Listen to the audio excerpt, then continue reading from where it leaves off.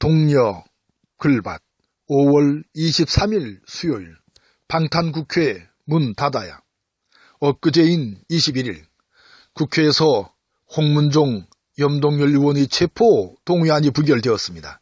제적 275명 가운데 홍문종 의원은 찬성 129표, 반대 141표로, 염동열 의원은 찬성 98표, 반대 172표로 나타났습니다. 표결에 참여한 108명의 자한당 의원이 모두 반대표를 던졌을 것으로 보이며 여기에 각각 33표, 64표의 반대표가 더해진 것으로 볼 수 있습니다. 그러니까 바미당 의원 25명을 빼도 8명, 39명이 체포에 반대한 것입니다. 이런저런 셈을 해보면 염호인의 경우 20명이 넘는 민주당 의원이 체포에 반대를 한 셈입니다.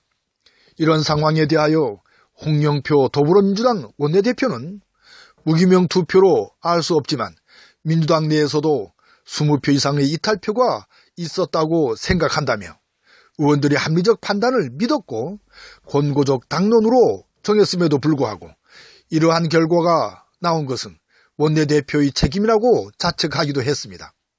이어 특권과 반칙 없는 사회를 이끌어가야 할 국회가 제19 감싸기로 체포 동의안을 부결시킨 것은 자가당착이며 어떠한 변명의 여지도 없다며 고개를 숙였습니다.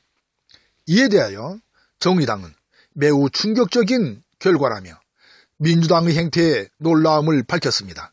홍문종 의원의 체포 동의안 부결은 보수야당이 총단결한 결과라고 이해되지만 염동열 의원에 던진 반대표의 숫자는 도저히 납득할 수 없다는 입장을 밝히기도 했습니다.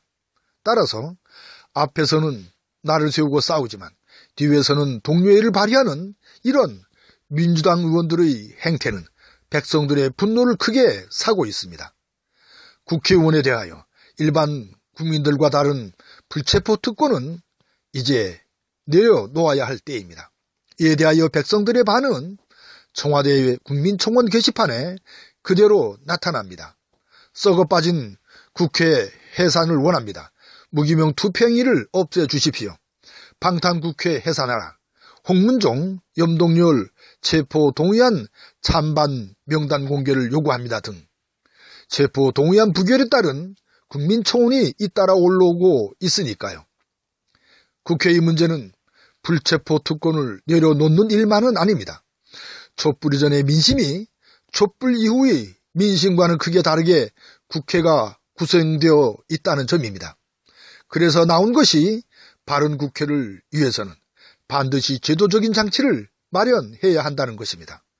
백성들이 분노하여 국회의원을 끌어내리는 의원 소환제와 의원들이 스스로 국회를 해산하여 총선을 통하여 새롭게 국회를 구성하는 국회 해산제입니다. 또한 보궐선거를 치르게 한 정당의 책임을 물어 후보를 낼 수 없는 책임 보궐선거제입니다. 이러한 정치제도는 새로 만들어질 헌법에 꼭 들어갔으면 좋겠습니다. 백성들의 뜻을 바르게 반영하는 국회를 만들어가는 일은 주권 국가의 기본 틀이기 때문입니다. 이번 6.13 지방선거를 시작으로 2년 뒤인 총선에 이르기까지 또 하나의 적폐인 국회를 새롭게 구성하여 적폐 청산의 큰 그림을 마무리 지어야 할 것입니다. 방탄국회 문 닫아야라는 제목이 과연 옳은 제목일까를 고민하는 수요일 새벽입니다. 아니, 새벽은 벌써 아침을 달립니다. 고맙습니다.